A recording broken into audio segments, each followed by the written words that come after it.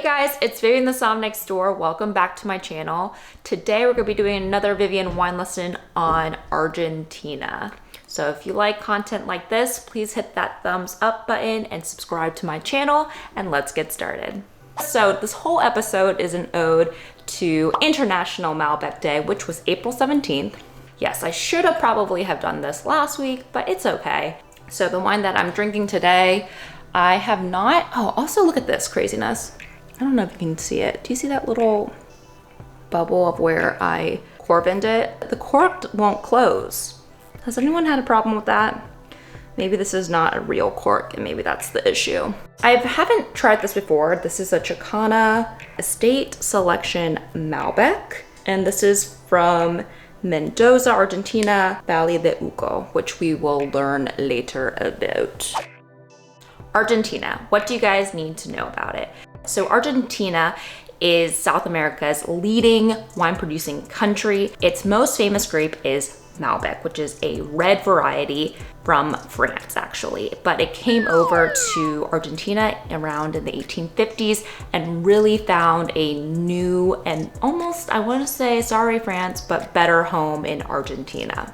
It is the leading producer of Malbec wines in the world, producing around 70% of the world's production.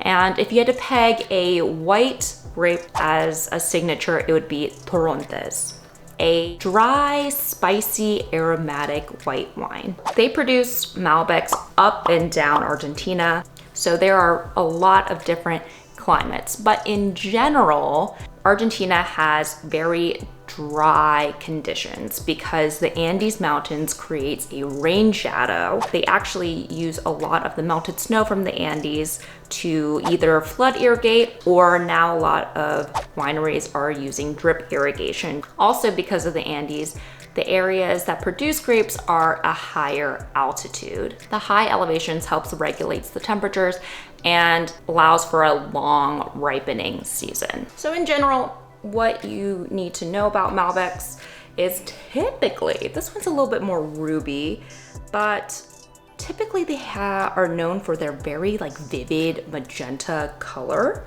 It's usually very purple in the center and then a nice, very vibrant magenta color on the rim.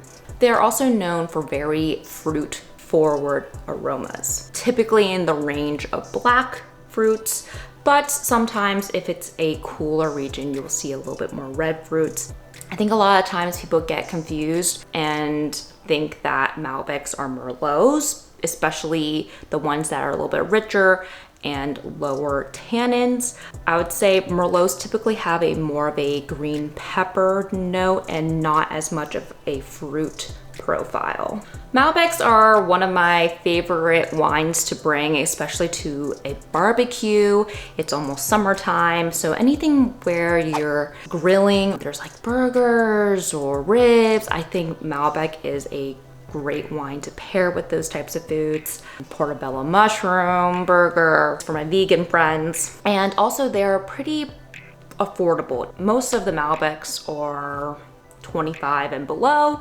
If you get into the higher 25 to 50, those are very high quality Malbecs. Kind of like in the US where they have AVAs or American viticulture areas, Argentina has IGs, or geographic indications. And so the three that you guys should all know, starting from the north, is Salta, Mendoza, and Patagonia. Salta is the most northerly wine region in Argentina. Now, since we're in the southern hemisphere, we gotta switch our brains. So they're closer to the equator, therefore Salta is actually the warmest region, but it is also the region with the highest elevation. The wine regions here are 5,000 to 7,500 feet above sea level. Now, Salta is where you can find the best Torrontés wines there. They are dry, citrusy, slightly bitter, and I would almost say it's like smelling a bouquet of flowers in your glass, very aromatic. And the Malbecs there, because of the higher elevation, the skin is thicker So you'll get more tannins in your wines, so much more intense and grippier tannins. They also grow Cabernet Sauvignon, Cabernet Franc, and a bunch of other varieties. All right, the next region, which is the largest and most famous region in Argentina, is Mendoza. For my US viewers, Mendoza is the size of New York State. It is huge. Within the Mendoza IG, there are a lot of sub-regions. The two most famous in Mendoza are Luan de Cuyo and Uco Valley.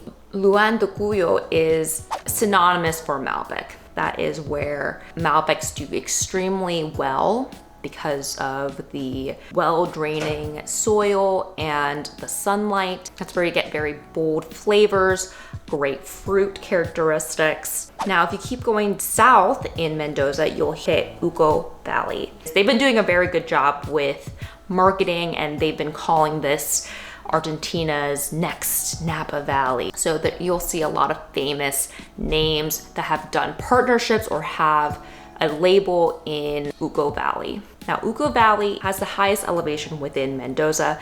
So the main difference you would see with Uco Valley and Luan de Cuyo is that in Uco Valley, because of the higher elevation, it's gonna have more acidity. It's a little bit cooler, and so you'll get a little bit fresher, more vibrant wine.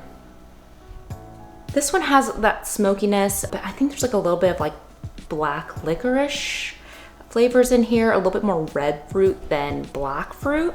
So this one definitely has a little bit more acid in here, a great version of a Malbec, and I think this would do really well with some food pairings. Now, the last area is Patagonia, which is the coolest, and they're now growing a lot of white varieties like Chardonnay and Semillon. They have, of course, produced Malbec, but on the horizon are really good Pinot Noirs. So be on the lookout for Patagonia Pinot Noirs. I think that's gonna be, something that we will see more of in the future. That was Argentina. I hope you guys enjoyed this. If you guys like this content, please hit that thumbs up button and subscribe to my channel. And cheers. I'll catch you guys later.